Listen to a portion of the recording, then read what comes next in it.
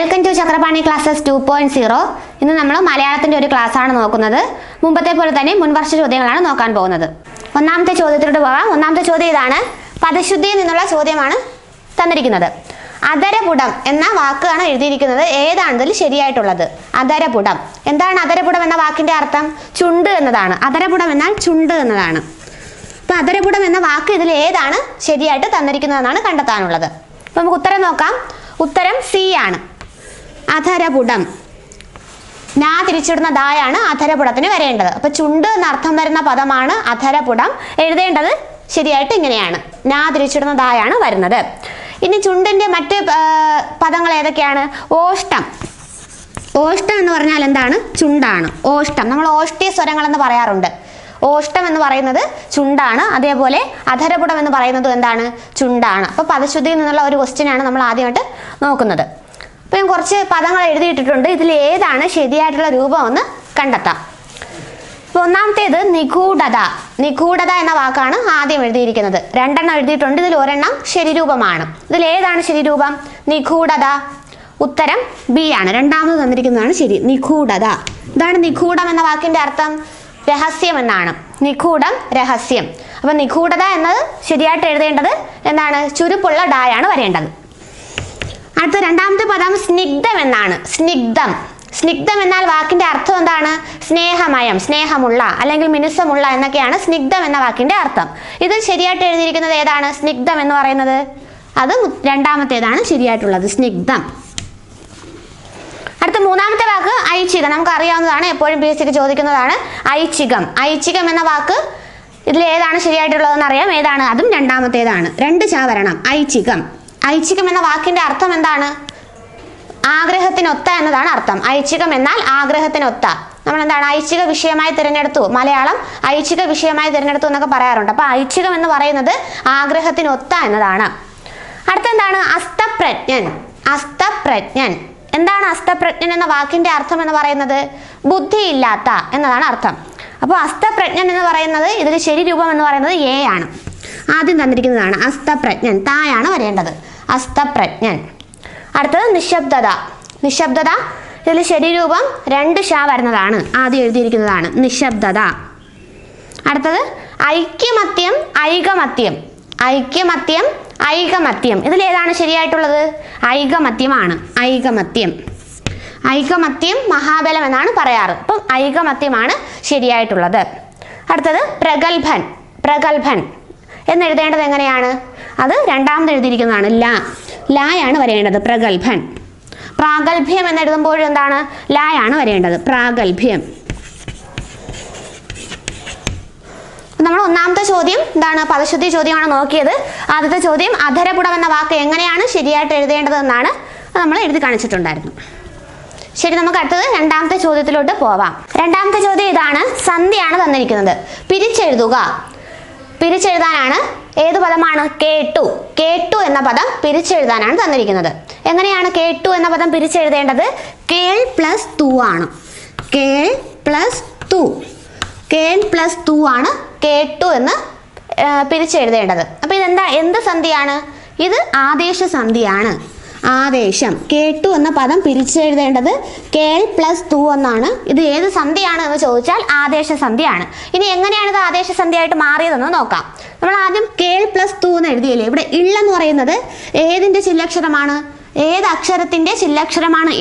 ലാ അല്ലേ. ലായുടെ ചില്ലക്ഷരമാണ് ഇള്ളെന്ന് പറയുന്നത്. അപ്പൊ ഈ ലാക്ക് ശേഷം താ വരികയാണെങ്കിൽ, തവർഗം വരികയാണെങ്കിൽ, ലാക്ക് ശേഷം താ വരികയാണെങ്കിൽ അവിടെ എന്ത് ആദേശം ചെയ്യും? ഡ ആദേശം ചെയ്യും. അതാണ് ഇവിടുത്തെ നിയമം എന്ന് പറയുന്നത്. നിയമം എന്ന് പറഞ്ഞതേ ഉള്ളൂ. നമ്മൾ പിരിച്ചെഴുതാൻ വേണ്ടിയിട്ടൊന്ന് പഠിച്ചു വെച്ചിരുന്നാൽ മതി. കേട്ടു, കേൾ പ്ലസ് തു എന്നാണ് പിരിച്ചെഴുതേണ്ടത്. ഇവിടെ എങ്ങനെയാണ് വന്നതെന്ന് ചോദിച്ചാൽ ലാക്ക് ശേഷം താ വരികയാണെങ്കിൽ അവിടെ ഡ ആദേശം ചെയ്യും. അപ്പൊ അങ്ങനെയാണ് അവിടെ എന്തായി മാറിയത്? കേട്ടു എന്നായിട്ട് മാറിയത്. അപ്പൊ അതാണ് നിയമം. അപ്പൊ ആദേശ സന്ധി എന്ന് പറയുമ്പോൾ നമുക്കറിയാം, രണ്ട് വർണ്ണങ്ങൾ ചേരുമ്പോൾ ഒരു വർണ്ണം പോയി മറ്റൊരു വർണ്ണം വന്നു ചേരുന്നതിനെയാണ് എന്തെന്ന് പറയുന്നത്? ആദേശ സന്ധി എന്ന് പറയുന്നത്. ഇവിടെ നമ്മുടെ പദം കേട്ടു എന്നതായിരുന്നു. കേട്ടു എന്ന പദം പിരിച്ചെഴുതേണ്ടത് കേൾ പ്ലസ് തു എന്നാണ്. കേൾ പ്ലസ് തു. അത് എങ്ങനെയാണ് വന്നതെന്ന് പറഞ്ഞതാണ്. ലാക്ക് ശേഷം താ വരികയാണെങ്കിൽ അവിടെ എന്ത് ചെയ്യും? ഡ ആദേശം ചെയ്യുമെന്നാണ് പറഞ്ഞത്. ഇനി ഇതല്ല, ഇതിന് പകരം ഇവിടെ ലാക്ക് പകരം ലായാണ്. ഉദാഹരണം വിൽ പ്ലസ് തു. അതായത് ലാക്ക് പകരം ഇവിടെ ലായാണ് വന്നിരിക്കുന്നത്. ലാക്ക് ശേഷം താ വരികയാണെങ്കിൽ അവിടെ ആദേശം ചെയ്യുന്ന അക്ഷരം എന്ന് പറയുന്നത് ടായാണ്. അപ്പോൾ ഇത് നമ്മൾ ചേർത്ത് എഴുതുമ്പോൾ വിറ്റു എന്നായിട്ട് മാറും. വിറ്റു എന്ന പദം പിരിച്ചെഴുതേണ്ടത് എങ്ങനെയാണ്? വിൽ പ്ലസ് തു എന്നാണ്. അപ്പോൾ ലാക്ക് ശേഷം താ വരികയാണെങ്കിൽ അതെന്തായിട്ട് മാറും? ടാ ആയിട്ട് മാറും. അപ്പോൾ ഒരു വ്യത്യാസമാണ് പറഞ്ഞത്. കേട്ടു എന്ന പദം പിരിച്ചെഴുതേണ്ടത് കേൾ പ്ലസ് തു എന്നാണ്. എന്നാൽ വിറ്റു എന്ന പദം പിരിച്ചെഴുതേണ്ടത് എങ്ങനെയാണ്? വിൽ പ്ലസ് തു എന്നാണ്. വിൽ പ്ലസ് തു വിറ്റു. ഇനി മറ്റൊരു ഉദാഹരണം നമ്മൾ പറഞ്ഞു കേട്ടു കേൾ പ്ലസ് തു ആണെന്ന് പറഞ്ഞു. വേട്ടു എന്ന പദം പിരിച്ചെഴുതേണ്ടത് എങ്ങനെയാണ്? വേട്ടു എന്ന പദം പിരിച്ചെഴുതേണ്ടത് വേൽ പ്ലസ് തു ആണ്. വേൽ പ്ലസ് തു ആണ് വേട്ടു എന്ന് പറയുന്നത്. അപ്പോൾ നമ്മൾ കേട്ടു എന്ന പദം കേൾ പ്ലസ് തു എന്ന് എഴുതിയതുപോലെ വേട്ടുവും വേൽ പ്ലസ് തു എന്നാണ് പിരിച്ചെഴുതേണ്ടത്. എന്താണ് ഞാനിവിടെ പറഞ്ഞത്? ലാക്ക് ശേഷം താ വരികയാണെങ്കിൽ അവിടെ എന്ത് ചെയ്യും? ഡ ആദേശം ചെയ്യുമെന്ന് പറഞ്ഞു. അപ്പോൾ ഇതാണ് ആദേശസന്ധിയിലെ ഒരു വിഭാഗം എന്ന് പറയുന്നത്.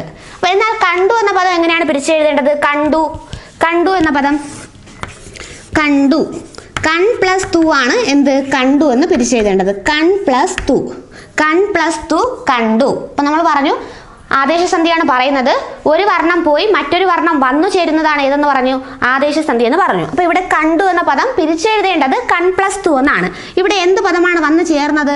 ഇവിടെ നോക്കൂ, ഇവിടെ നാ ഉണ്ട്, ഇവിടെ തായുണ്ട്. എന്നാൽ ഇപ്പുറത്ത് വന്നപ്പോൾ അത് ഇണ്ട ആയിട്ട് മാറിയല്ലേ? ഈ ഇണ്ട എന്ന് പറയുന്ന അക്ഷരം എന്തൊക്കെ ചേർന്നിട്ടാണ് ഉണ്ടായിട്ടിരിക്കുന്നത്? അതായത് ന് പ്ലസ് ഡായാണ് ഇണ്ട എന്ന് പറയുന്നത്. അപ്പോൾ ഇവിടെ പറയുന്ന നാ ഇവിടെ തന്നെ ഉണ്ട്. എന്നാൽ എന്താണ്? താ പോയിട്ട് അവിടെ ഏത് അക്ഷരം വന്നു ചേർന്നു? ഡാ വന്നു ചേർന്നു. അപ്പോൾ ഒരു വർണ്ണം പോയി മറ്റൊരു വർണ്ണം വന്നു ചേർന്നു. ഇവിടെ താ പോയി ഡാ വന്നു. അതുകൊണ്ടാണ് കണ്ടു എന്ന പദം ആദേശസന്ധിയായിട്ട് മാറിയത്. നമ്മൾ ഇത്രയും പഠിച്ചാൽ മതി. കണ്ടു എന്ന പദം പിരിച്ചെഴുതേണ്ടത് എങ്ങനെയാണ്? കൺ പ്ലസ് തു ആണ്. അത് ഏത് സന്ധിയാണെന്ന് ചോദിച്ചാൽ ആദേശസന്ധിയാണ്. അപ്പോൾ ആദേശസന്ധിയിലെ ഒരു വിഭാഗമാണ് നമ്മളിവിടെ പറഞ്ഞത്. ഇനി അടുത്തതായിട്ട് ആദേശസന്ധിയിൽ സാധാരണയായിട്ട് ചോദിക്കുന്ന മറ്റൊരു പദമാണ് നെന്മണി. നെന്മണി എങ്ങനെയാണ് പിരിച്ചെഴുതേണ്ടത്?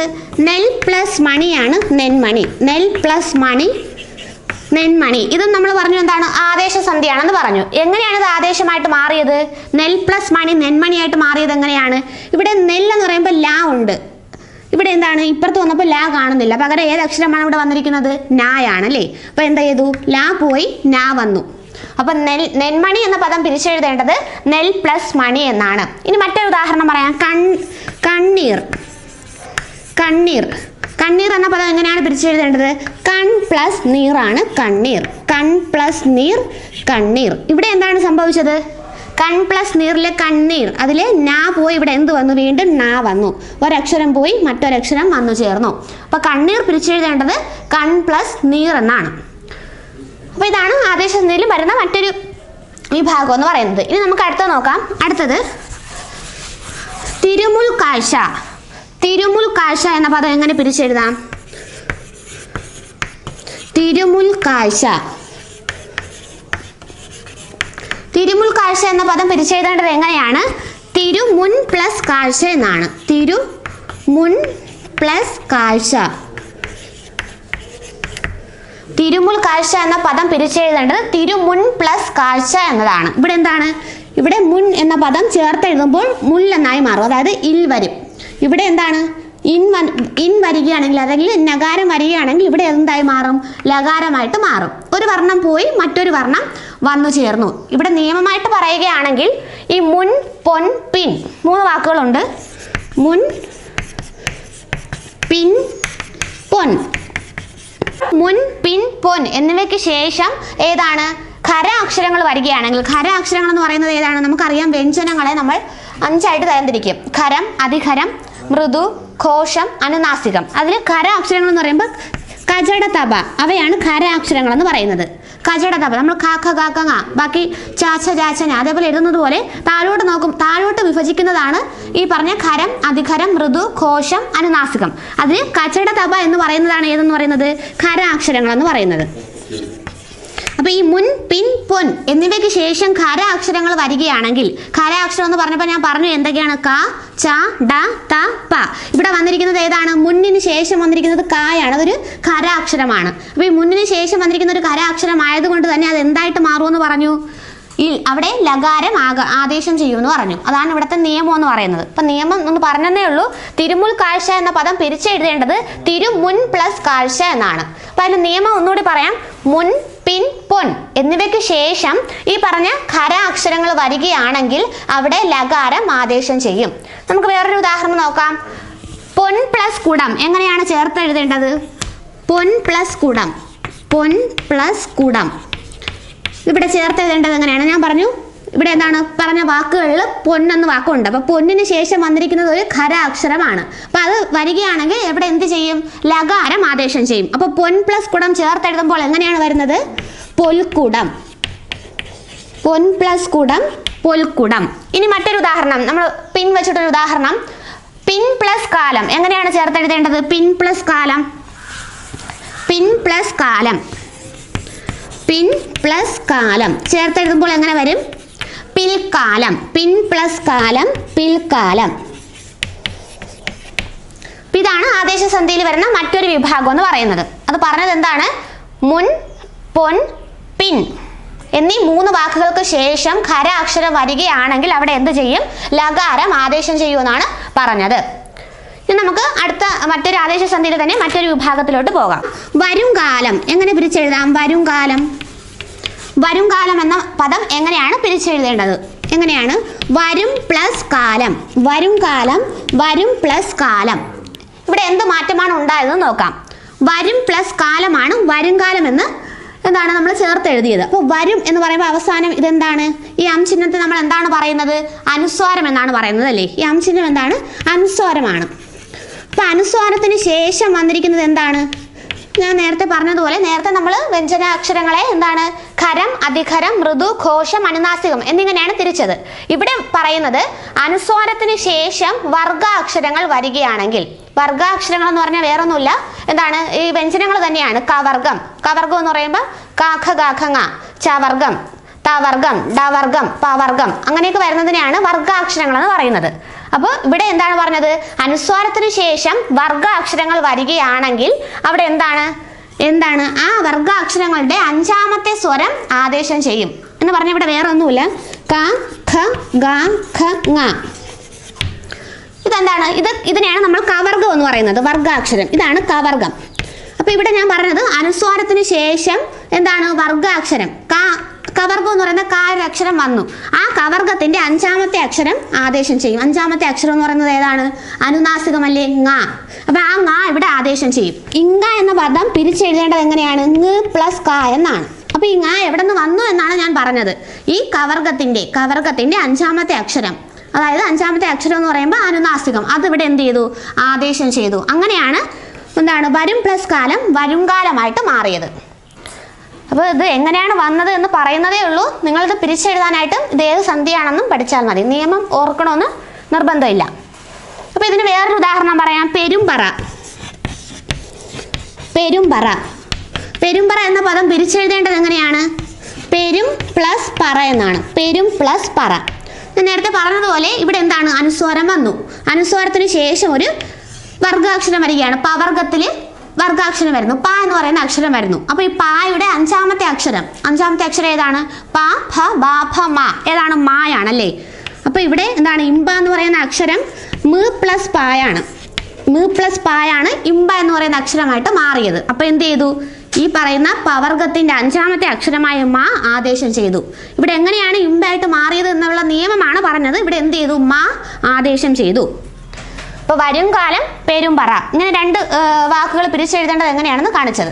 ഇത് നിങ്ങൾ പിരിച്ചെഴുതാനായിട്ട് പഠിച്ചു വെച്ചാൽ മതി. നിയമം ഒന്ന് അറിഞ്ഞിരിക്കാൻ വേണ്ടിയിട്ടാണ് പറഞ്ഞത്. ഇനി നമുക്ക് മറ്റൊരു ആദേശസന്ധിയിലെ മറ്റൊരു വിഭാഗം കൂടി നോക്കാം.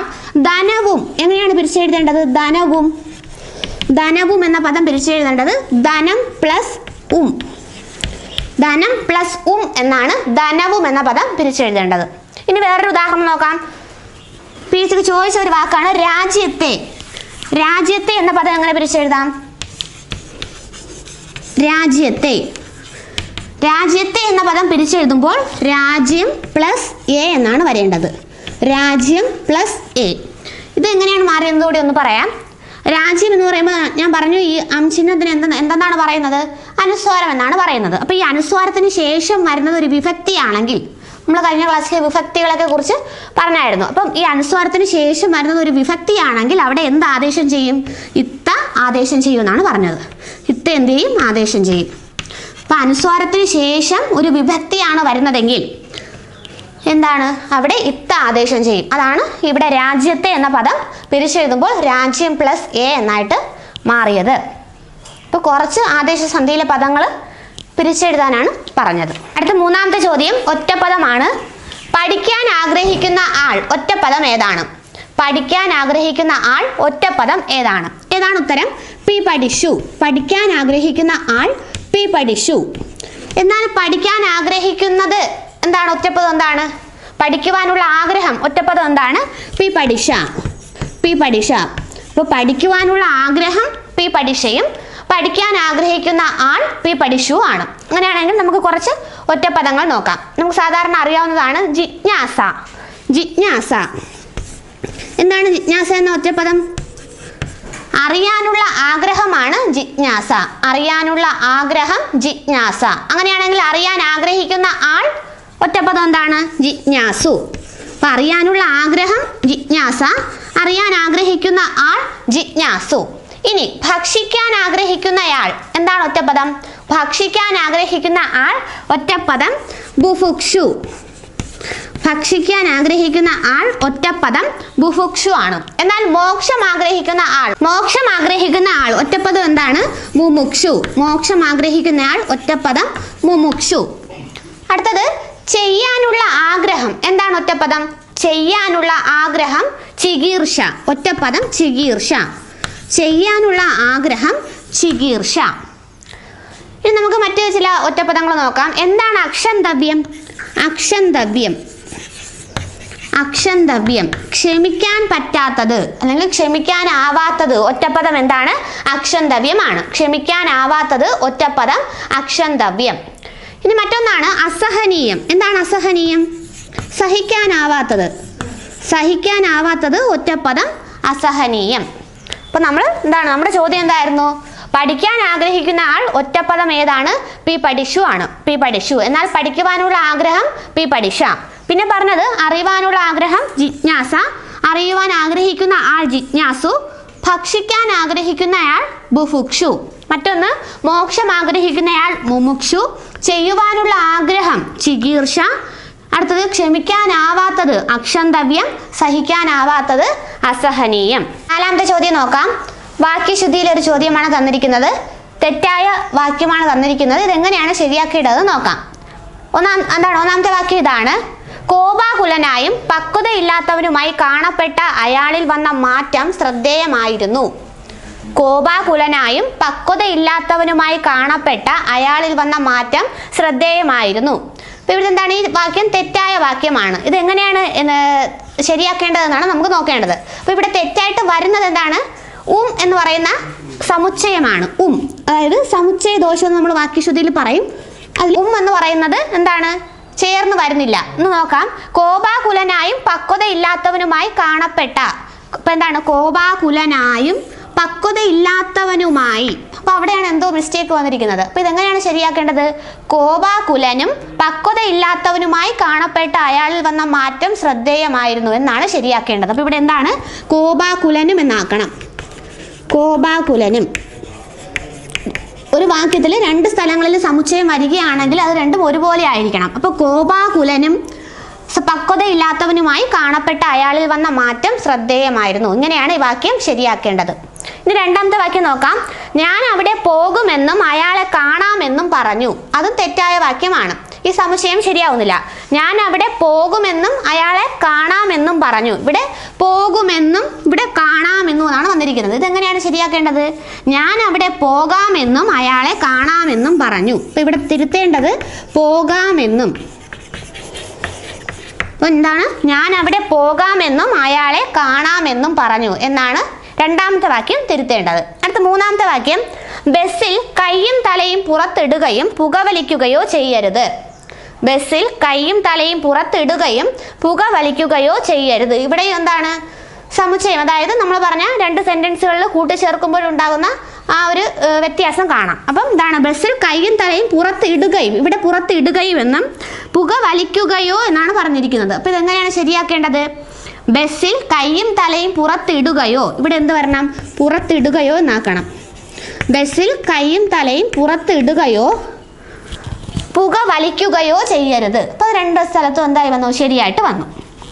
അടുത്ത നാലാമത്തേത്, മൂന്നാറോ കോവളമോ ടൂറിസ്റ്റുകളെ ആകർഷിക്കുന്നു. എന്താണ്? തെറ്റായ വാക്യമാണ്. മൂന്നാറും കോവളവും ടൂറിസ്റ്റുകളെ ആകർഷിക്കുന്നു എന്നാണ് ശരിയാക്കേണ്ടത്. ലാസ്റ്റത്തേത് മൂന്നാറും കോവളവും ടൂറിസ്റ്റുകളെ ആകർഷിക്കുന്നു. അപ്പോൾ നമ്മൾ വാക്യശുദ്ധിയിലെ ഒരു തെറ്റ് വരുന്ന ഭാഗമാണ് പറഞ്ഞത്.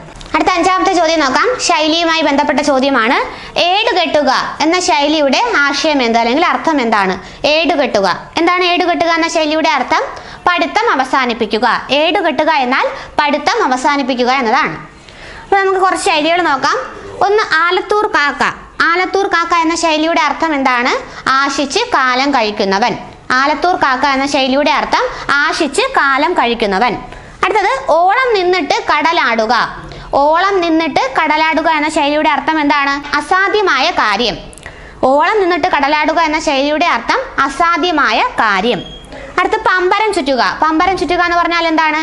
കഷ്ടപ്പെടുക. പമ്പരം ചുറ്റുക, കഷ്ടപ്പെടുക. ഇതിന് സമാനമായി വരുന്ന മറ്റൊരു ശൈലിയാണ് ഏതെന്ന് പറയുന്നത്? ശതകം ചൊല്ലിപ്പിക്കുക. ശതകം ചൊല്ലിപ്പിക്കുക അല്ലെങ്കിൽ ചൊല്ലിക്കുക. ശതകം ചൊല്ലിക്കുക. ശതകം ചൊല്ലിക്കുക എന്ന് പറഞ്ഞാൽ എന്താണ്? വിഷമിപ്പിക്കുക എന്നതാണ്. അപ്പോൾ പമ്പരം ചുറ്റുക എന്ന് പറഞ്ഞാൽ കഷ്ടപ്പെടുക. അതേപോലെ നക്ഷത്രം എണ്ണിക്കുക എന്ന് പറഞ്ഞാലും എന്താണ്? കഷ്ടപ്പെടുത്തുക എന്നതാണ്. അപ്പോൾ ശതകം ചൊല്ലിക്കുക എന്ന് പറഞ്ഞാൽ വിഷമിപ്പിക്കുക. അടുത്തത് രാമേശ്വരത്തെ ക്ഷൗരം. രാമേശ്വരത്തെ ക്ഷൗരം എന്ന് പറഞ്ഞാൽ എന്താണ്? ചെയ്തു തീരാത്ത പ്രവൃത്തി. ചെയ്തു തീരാത്ത പ്രവൃത്തിയെ കുറിക്കുന്ന ശൈലിയാണ് രാമേശ്വരത്തെ ക്ഷൗരം. അടുത്തത് ആകാശം നോക്കുക. ആകാശം നോക്കുക എന്ന ശൈലിയുടെ അർത്ഥം ഉത്തരം മുട്ടുക. ആകാശം നോക്കുക, ഉത്തരം മുട്ടുക. അടുത്ത നമ്മൾ നേരത്തെ എഴുതിയത് തന്നെയാണ്. ശതകം ചൊല്ലിക്കുക, വിഷമിപ്പിക്കുക. മറ്റൊന്ന് ചെണ്ട കൊട്ടിക്കുക. എന്താണ് ചെണ്ട കൊട്ടിക്കുക എന്ന് പറഞ്ഞാൽ? അപമാനിക്കുക അല്ലെങ്കിൽ ചതിയിൽപ്പെടുത്തുക. അപ്പോൾ ചെണ്ട കൊട്ടിക്കുക എന്ന് പറഞ്ഞാൽ അപമാനിക്കുക. അപ്പോൾ ശൈലിയുമായി ബന്ധപ്പെട്ട ഒരു ചോദ്യമാണ് നോക്കിയത്. ഏടുകെട്ടുക എന്ന് പറഞ്ഞാൽ എന്താണ്? പഠിത്തം അവസാനിപ്പിക്കുക എന്നതാണ്. ആറാമത്തെ ചോദ്യം എതിർലിംഗമാണ് തന്നിരിക്കുന്നത്.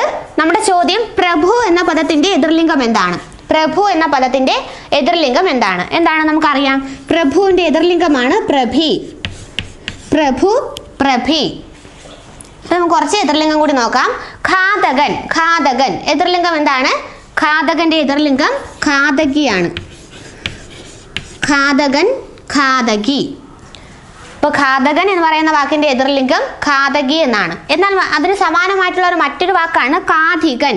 കാഥികൻ എതിർലിംഗം എന്താണ്? അത് കാഥികയാണ്. ഘാതികൻ എതിർലിംഗം കാഥിക. എന്നാൽ നമ്മൾ പറഞ്ഞു ഘാതകൻ എന്ന് എഴുതുമ്പോൾ എഴുതേണ്ടത് എന്താണ്? ഇവിടെ എന്താണ്? ഘടികാരത്തിന്റെ ഘായാണ് വരേണ്ടത്. ഘാതകൻ. എന്നാൽ മറ്റൊരു പീസ് അർത്ഥം ചോദിച്ച മറ്റൊരു വാക്കാണ് ഘാതകൻ. നഖത്തിന്റെ ഘ വരുന്നത്.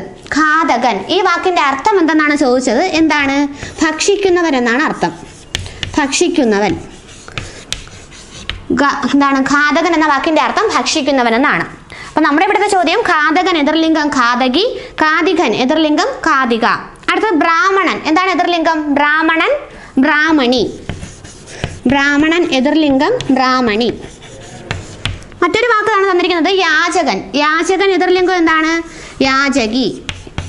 യാചകൻ, യാചകി. അടുത്തത് ഗുരു. ഗുരുവിന്റെ എതിർലിംഗം എന്താണ്? ഗുർവി.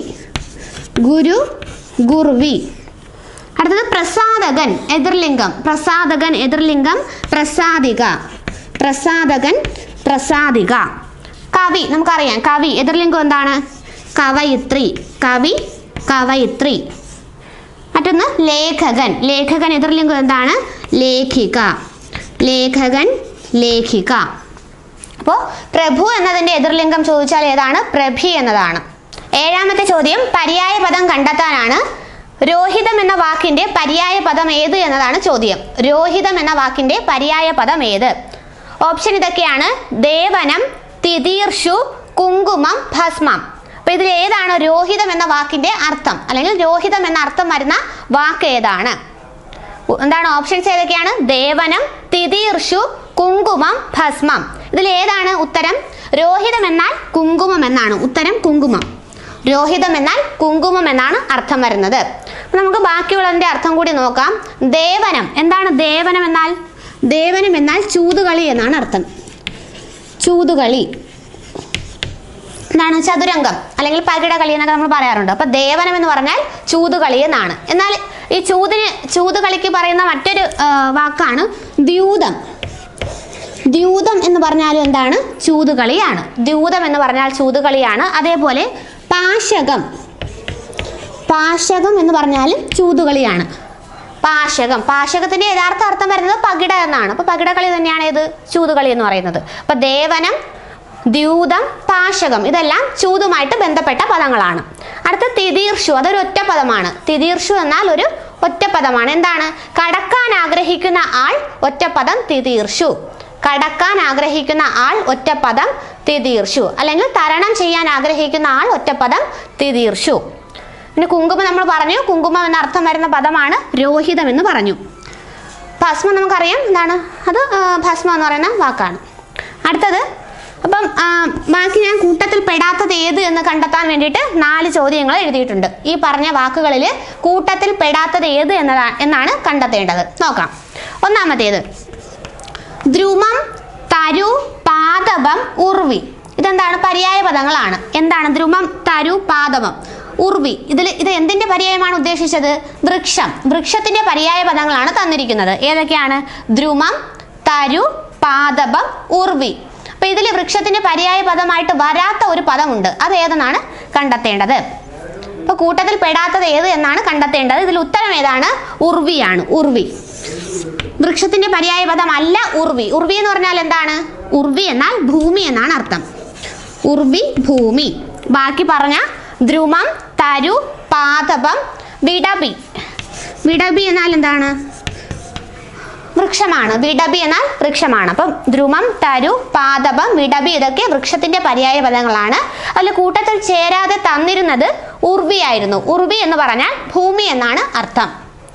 അടുത്ത ക്വസ്റ്റ്യൻ ആണ്, അതും കൂട്ടത്തിൽ പെടാത്തത് കണ്ടെത്താനാണ്. ഭൃംഗം, ഭ്രമരം, മരന്തം, മധുപൻ. എന്താണ്? വണ്ടിന്റെ പര്യായ പദങ്ങളാണ് തന്നിരിക്കുന്നത്. ഏതൊക്കെയാണ്? ഭൃംഗം, ഭ്രമരം, മരന്തം, മധുപൻ. ഇതിൽ ഏതാണ് വണ്ടിന്റെ പര്യായ പദം അല്ലാത്തത്? ഉത്തരം വരുന്നത് മരന്തമാണ്. മരന്തം എന്നാൽ എന്താണ് അർത്ഥം? തേൻ എന്നാണ്. മരന്തം എന്നാൽ തേൻ.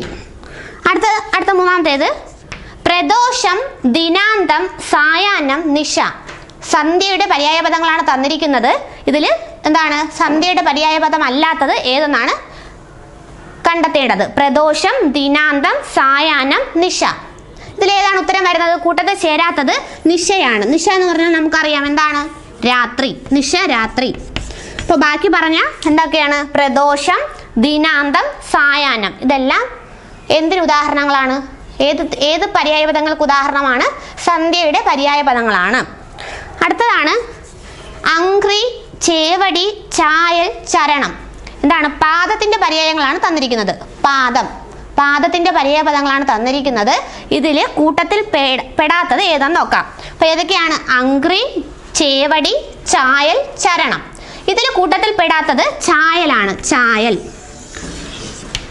എന്ന വാക്കിന്റെ അർത്ഥം എന്താണ്? തലമുടി. ചായൽ എന്നാൽ തലമുടി. ബാക്കി പറഞ്ഞ പദങ്ങളൊക്കെ പാദത്തിന്റെ പര്യായ പദങ്ങളാണ്. അപ്പൊ നമ്മൾ പര്യായ പദത്തിന്റെ ക്വസ്റ്റ്യൻ ആണ് നോക്കിയത്. അടുത്ത ചോദ്യം വിപരീത പദമാണ്. ചോദ്യം ഇതാണ്, വിരളം. വിപരീത പദം എന്താണ്? വിരളം എന്ന വാക്കിന്റെ വിപരീത പദം എന്താണ്? ഉത്തരം എന്താണ്? ബഹുലം. വിരളം, വിപരീതം, ബഹുലം. ബഹുലം എന്ന് പറഞ്ഞാൽ എന്താണ്? ധാരാളമായിട്ടുള്ളത്. ഇപ്പൊ വിരളം എന്ന് പറയുമ്പോൾ എന്താണ്? വളരെ കുറഞ്ഞ അളവിലുള്ളത്. അപ്പം വിരളം, വിപരീതം, ബഹുലം. അടുത്തതാണ് മോദം. മോദം എന്ന വാക്കിന്റെ വിപരീതം എന്താണ്? ഖേദം. മോദം, ഖേദം. മോദം എന്ന് പറഞ്ഞാൽ നമുക്കറിയാം സന്തോഷം. ഖേദം എന്ന് പറഞ്ഞാൽ ദുഃഖം. അപ്പൊ മോദം, വിപരീതം, ഖേദം. അടുത്തത് ഖണ്ഡനം. ഖണ്ഡനത്തിന്റെ വിപരീതം എന്താണ്? മണ്ഡനം. ഖണ്ഡനം, മണ്ഡനം. ഖണ്ഡനം എന്ന് പറഞ്ഞാൽ എന്താണ്? ഖണ്ഡിക്കുക, മുറിക്കുക, അല്ലെ? അതാണ് ഇവിടെ ഉദ്ദേശിച്ചത്. ഓപ്പോസിറ്റ് മണ്ഡനം. ഇതെന്താണ്? വിമർശനവുമായി ബന്ധപ്പെട്ട് വരുന്ന 2 വാക്കുകളാണ്. ഖണ്ഡനം എന്ന് പറഞ്ഞാൽ പ്രതികൂല വിമർശനം, എന്നാൽ മണ്ഡനം എന്ന് പറഞ്ഞാൽ അനുകൂല വിമർശനം. അപ്പൊ ഖണ്ഡനം, വിപരീതം, മണ്ഡനം. അടുത്തത് പ്രഭാതം. പ്രഭാതത്തിന്റെ വിപരീതം എന്താണ്? പ്രദോഷം. പ്രഭാതം, പ്രദോഷം. നമ്മൾ നേരത്തെ പറഞ്ഞു പ്രദോഷം എന്നാൽ എന്താണ്? സന്ധ്യയാണ് അല്ലേ. അപ്പൊ പ്രഭാതം വിപരീതം പ്രദോഷം. അടുത്ത ഗൗരവം, വിപരീതം എന്താണ്? ഗൗരവം. ഗൗരവം വിപരീതം ലാഘവം. ഗൗരവം ലാഘവം. അടുത്ത വാക്കാണ് ഉപകാരം. ഉപകാരത്തിന്റെ വിപരീതം എന്താണ്? അപകാരമാണ്. ഉപകാരം വിപരീതം അപകാരം. അടുത്ത തിക്തം. തിക്തം എന്ന വാക്കിന്റെ വിപരീതമാണ് മധുരം. തിക്തം മധുരം. ലാസ്റ്റ് വാക്ക് അണിയം. അണിയം എന്ന വാക്കിന്റെ വിപരീതം അമരം. അണിയം എന്ന് പറഞ്ഞാൽ എന്താണ്? തോണിയുടെ മുൻഭാഗം. മുൻഭാഗമാണ് അണിയം, തോണിയുടെ പിൻഭാഗമാണ് അമരം. അപ്പൊ അണിയം വിപരീതം അമരം. അപ്പോൾ വിപരീത പദമാണ് നമ്മൾ നോക്കിയത്. നമ്മുടെ ചോദ്യം വിരളം എന്ന പദത്തിന്റെ വിപരീതം എന്താണ്? ബഹുലം എന്നാണ്. അപ്പോൾ മലയാളത്തിന്റെ കുറച്ച് ക്വസ്റ്റ്യൻസ് ആണ് ഇന്ന് നോക്കിയത്. എല്ലാം മുൻവർഷ ചോദ്യങ്ങൾ തന്നെയാണ്.